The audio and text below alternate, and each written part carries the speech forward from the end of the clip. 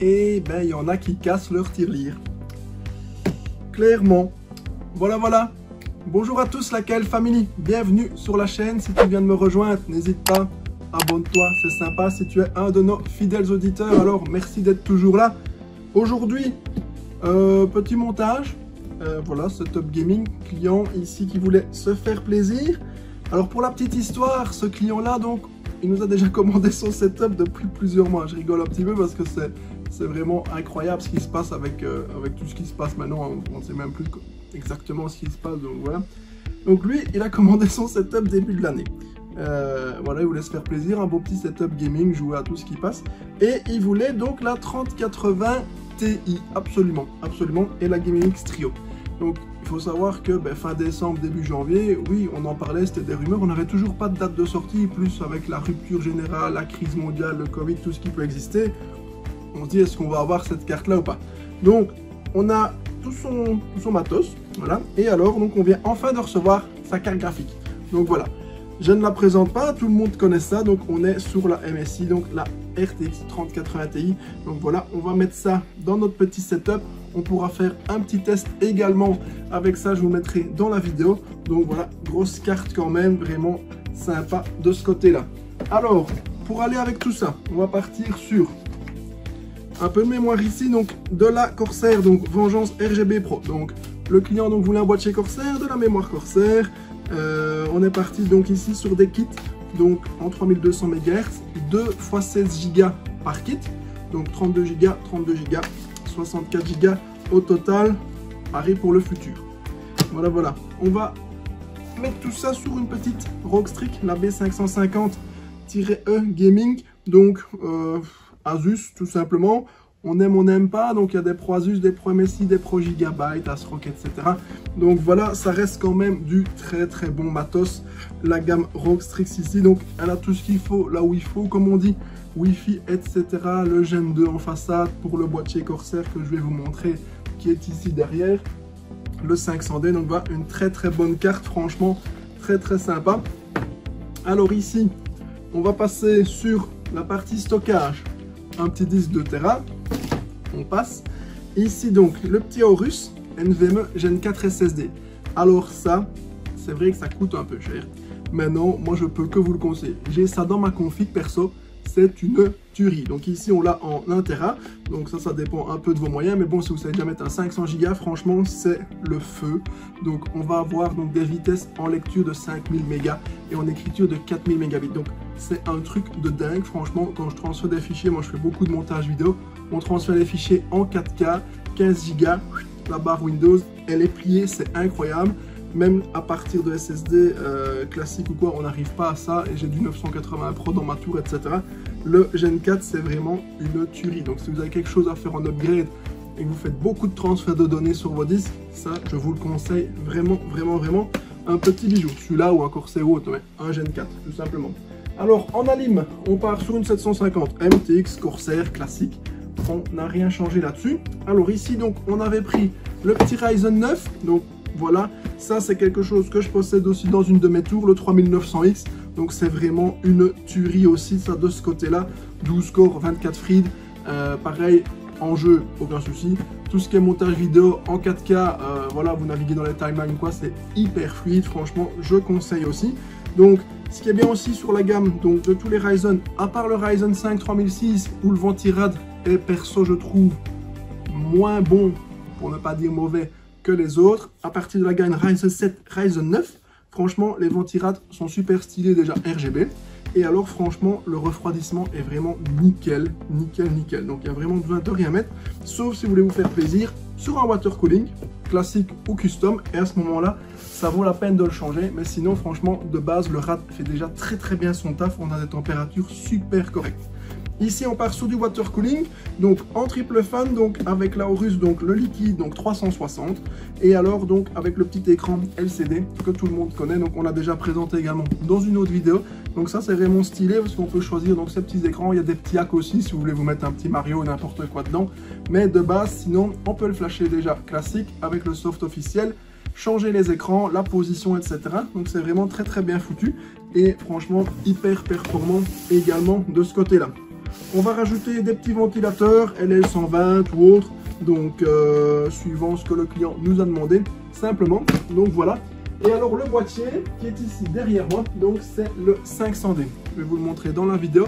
Donc 500D qui n'est autre que le petit frère du 1000D qu'on a déjà présenté également dans un autre setup, un gros setup avec une 3090 de mémoire. Donc là, le format est un peu plus petit. Donc personnellement, je trouve que c'est un peu mieux parce que le 1000D est quand même vraiment très imposant. Donc je l'ai mis dans une autre vidéo, on dirait vraiment un petit frigo. Donc voilà, celui-ci est quand même beaucoup réduit, franchement. Donc il faudrait les mettre d'un côté de l'autre, je ne l'ai pas ici, mais franchement la taille, voilà. Sinon le reste, c'est identiquement le même. Donc voilà, on va mettre tout ça dedans, on passe au montage directement. Allez, suivez-moi, c'est parti.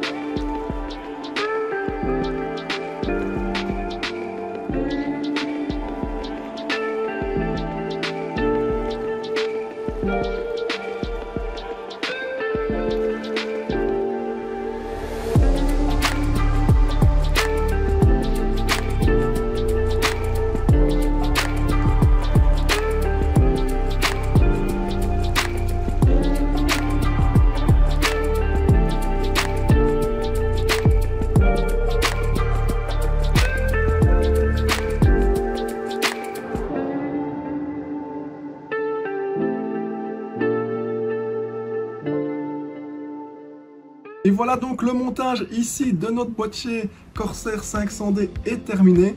J'espère que cette vidéo vous aura plu. Si c'est le cas, n'hésitez pas, mettez votre meilleur like comme d'habitude, abonnez-vous à la chaîne ici en dessous simplement. Alors comparé donc au 1000D, donc effectivement il est un peu plus petit.